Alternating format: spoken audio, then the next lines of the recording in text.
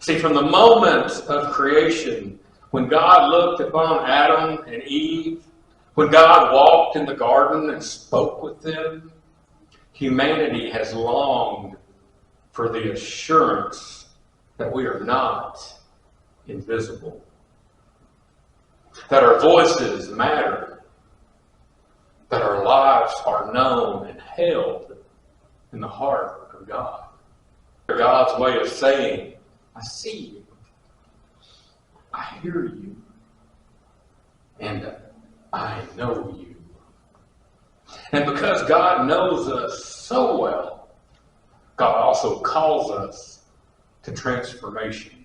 When we read the Old Testament writings, when we hear Israel, we should think me, us, the people.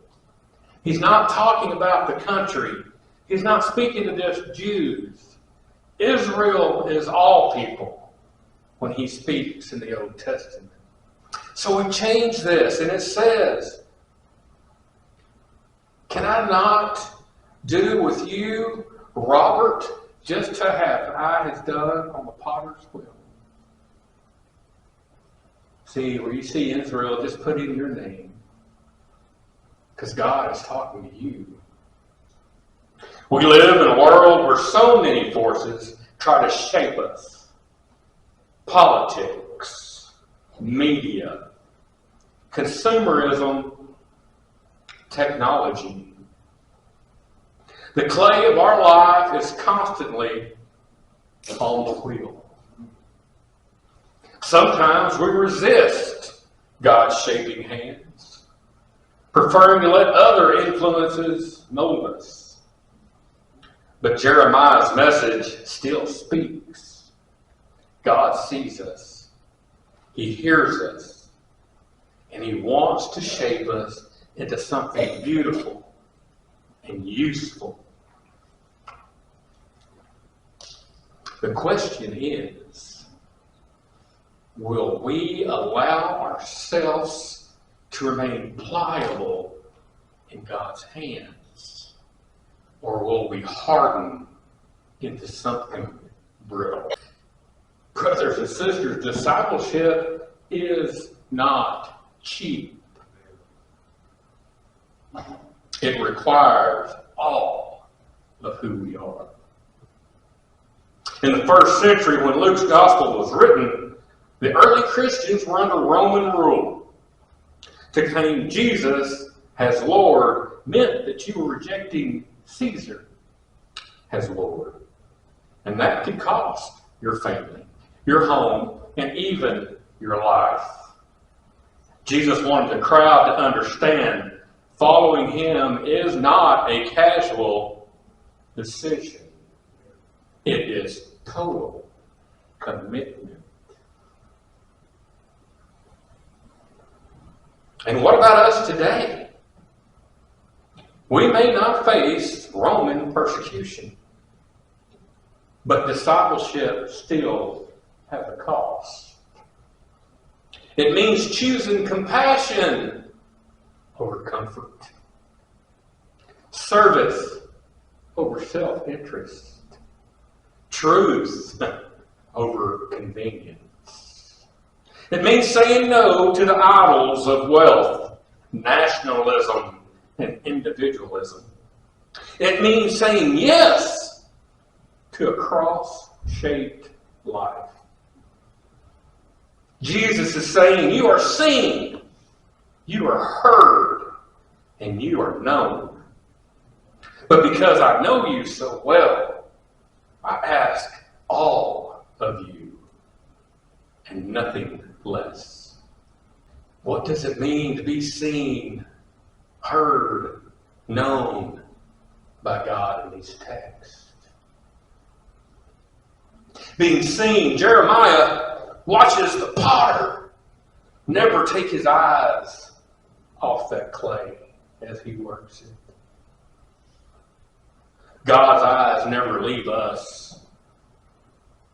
Even when we are marred, even when we fail, God still sees us as clay with potential. Being heard. Jesus speaks to the crowd with honesty. He doesn't just flatter them all. He hears their hopes and their fears, and he responds with truth. God hears our cries, our doubts, even our resistance.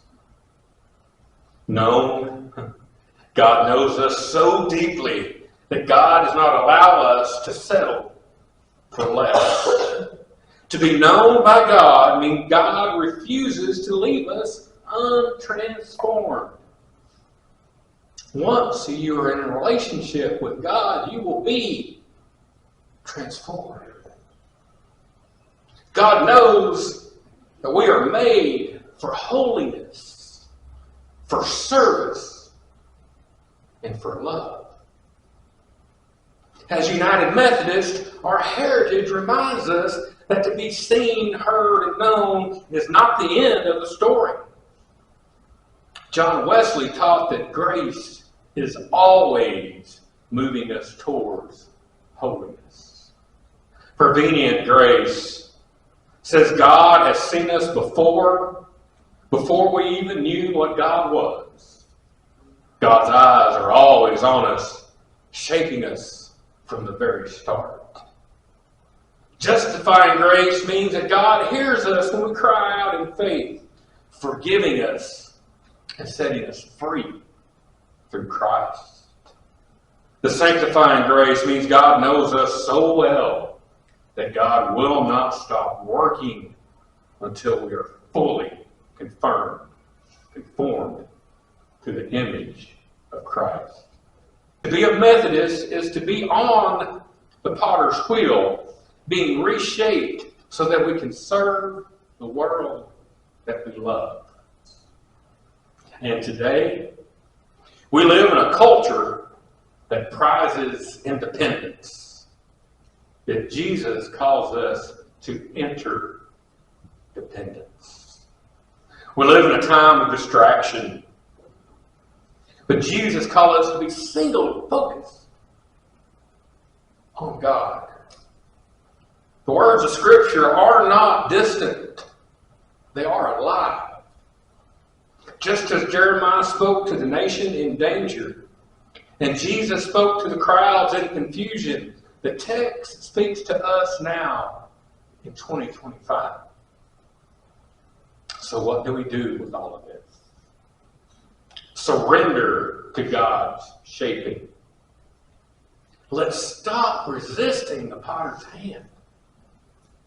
In prayer, in Scripture, in worship, let God reshape our lives. We must count the cost.